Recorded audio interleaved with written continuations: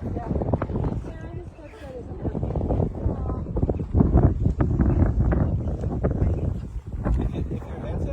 of the morning to you, as my dad would say.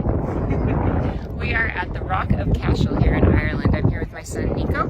Hey Nico. Hi. How's Ireland? Very ire. All right. It is. So we've taken our group in to the Rock of Cashel, which is a very historic site. They said that St. Patrick was here. He, of course, banished snakes from Ireland. So let's hear a little bit with my friend Stephen McPhilemy, who's going to tell you a bit about the Rock of Cashel and why this is an important site. What do you think? Do you really think that he banished the snakes from Ireland, or is that a figure of speech? Yeah, I saw a snake the other day, so... Well, let's go check it out. Let's go. Andiamo. Coronations, and their Druids would be with them, because we were pagans and we had priests called Druids. The Celtic priests were Druids. And they would use this site because they could look out over their kingdom. And then in 432 AD, a man came here called St. Patrick. He was actually called Patricius. He was a Roman Briton. He was a Roman citizen who lived in Britain, but we kidnapped him. I'm not sure if you know the story, but the Irish used to attack Britain. We would raid the villages there, we'd bring back slaves. The Celts had slaves, and they were mostly British slaves. And St. Patrick was one of them. We were pagans, many of them were Christian because the Romans were in Britain. But Patricius, this young Roman, was captured. He was brought to Ireland as a slave, and he was a shepherd boy's slave here for 7 years. And one night in a dream, God appeared to him and said, escape tonight, go to the coast, and a boat will wait for you there, and it will take you back home, and there you must become a priest. And then, in the early Christian church, he did that, and he escaped, and then he had these nightmares, and in the nightmares, the Irish were burning in hell, and they were saying to him, come, boy, we ask you, come and walk once more amongst us. And he saw that as a sign from God that he was to come here and convert us from paganism. And he banished the snakes from Ireland. Ireland is the only country in Europe that has no snakes. And we're told at school that St. Patrick banished the snakes because the devil tried to coax, seduce St. Patrick with all these riches, but he came in the form of a serpent or a snake, and St. Patrick drove them all into the sea. But the symbol of the Druids was two snakes wrapped around each other. So St. Patrick became powerful after this. He said to the king here, King Angus, he taught him of the benefits of Christianity, and King Angus said to the people, we are now Christian. So it was a bloodless conversion. But it probably said, we are now Christian or else, but it was bloodless. And the people here became Christian in 432. So this is a very important Christian site. This grand cathedral is the Cathedral of St.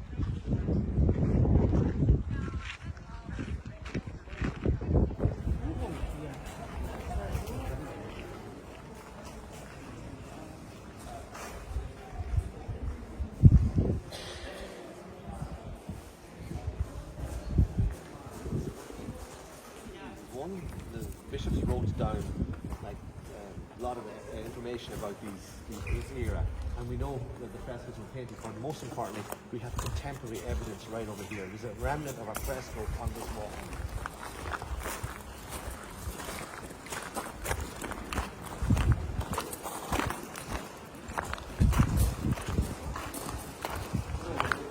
Fresco, of course, meaning fresh. The art was painted on the clay as it was drying. And this is very difficult to see it, but this is basically Jesus on the cross. So you can kind of see his right hand here and his face. His skin is a kind of a pinkish reddy colour. You can see his 2 feet at the bottom nailed together on the cross just here. St. Peter and St. Paul, Mary and Mary Magdalene. And when Oliver Cromwell's army conquered here in 1649, you might have heard the guys outside talking about it. This is called the Sack of Cashel. Hundreds of people were killed on this in this very site, and this cathedral was destroyed by the Puritan army of Oliver Cromwell, 1649. They were called the New Model Army, and their nickname was the Roundheads. And they had a cavalry called the Ironsides, and they're the guys who captured Humpty Dumpty, if you remember, at York. But they then came and captured Cashel. And Cromwell gave the order for all these frescoes to be painted over with whitewash, because he believed that this was idolatry.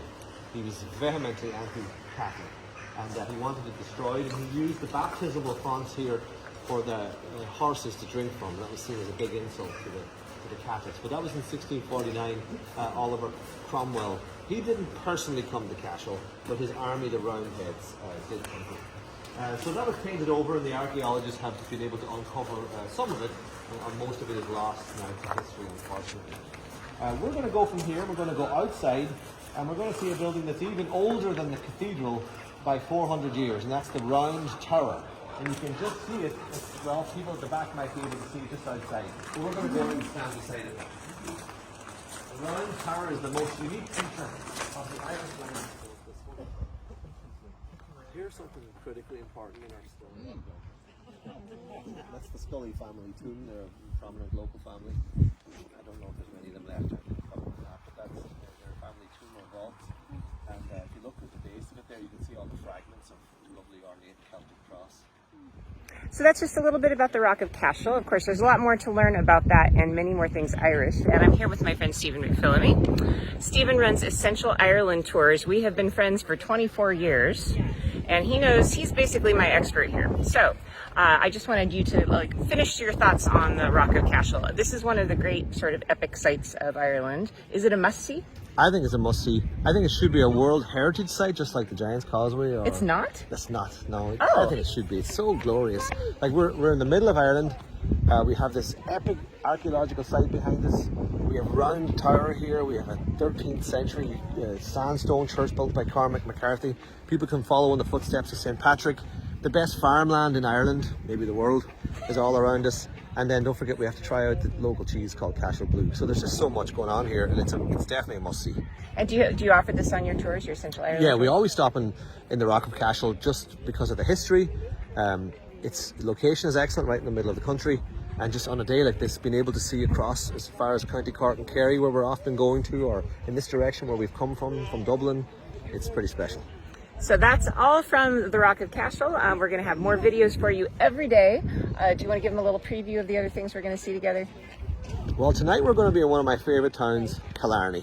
And I love Killarney. We're going to be taking a jaunting car ride through the National Park. We're going to go out for some great music. We're going to go and see Ross Castle, where the O'Donoghue clan used to reside. And we're hopefully going to have some good old crack there as well, some of the local pubs.